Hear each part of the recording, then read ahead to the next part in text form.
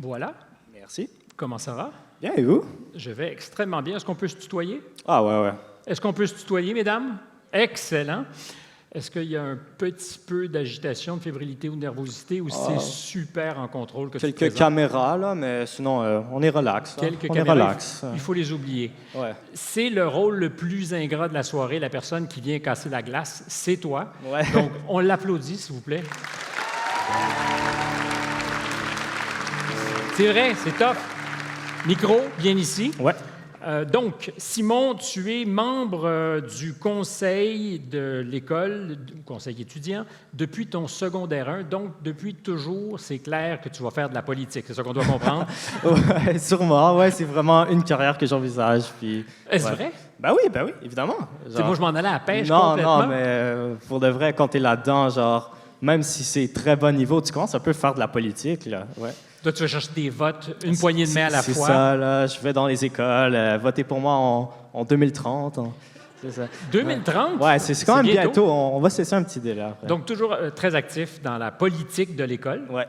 Tu es aujourd'hui le président du conseil? Tu as été? J'étais président de Cavalier de la Salle et aussi de la table unifiée des conseils étudiants qu'on appelle la TUC. J'étais président de ça. Et dans le fond, ça, c'était vraiment le regroupement de tous les conseils étudiants de toutes les écoles de ma commission scolaire. Fait que, dans le fond, je coordonnais un peu ça. Puis tu coordonnais tout ça, toi? Ben, avec de l'aide de beaucoup de membres responsables, mais j'étais l'élève qui animait les rencontres avec plusieurs centaines d'élèves engagés comme moi. Puis c'était vraiment le fun. Quand tu dis j'étais le président de Cavalier de la Salle, c'était pas toi le boss du directeur de l'école quand même. Ah, j'aimerais ça, mettre des fontaines au chocolat dans la cafétéria, des trucs comme ça, mais... Ça marchait pas, ça? Parfois, c'est pas toujours possible, non. As-tu une idée de ce que c'est, à la hauteur de ton expérience maintenant longue en politique, qu'est-ce que c'est qu'un bon leader? Ah, bien évidemment, c'est moi. Non, mais...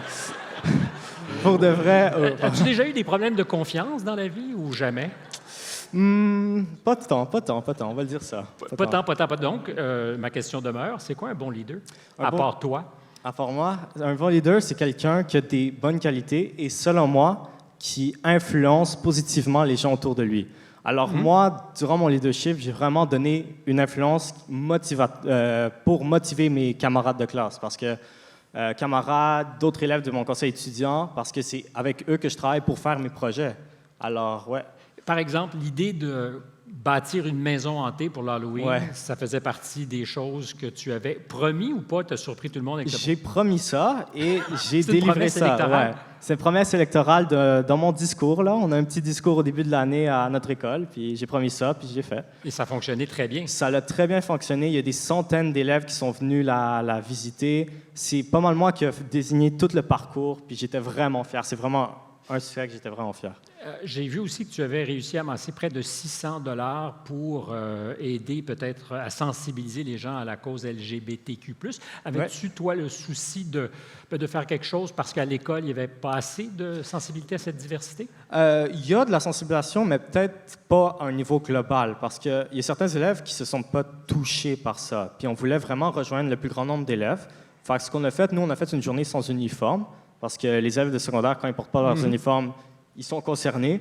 Alors, on a mis ça en lien, puis on a fait une collecte de fonds en même temps. Tu payes un petit 25 cents, tu n'as pas le droit de mettre ton uniforme pour la cause LGBTQ. Puis c'est comme ça qu'on a réussi un peu à sensibiliser. On avait des kiosques, puis ouais, c'est pas mal ça.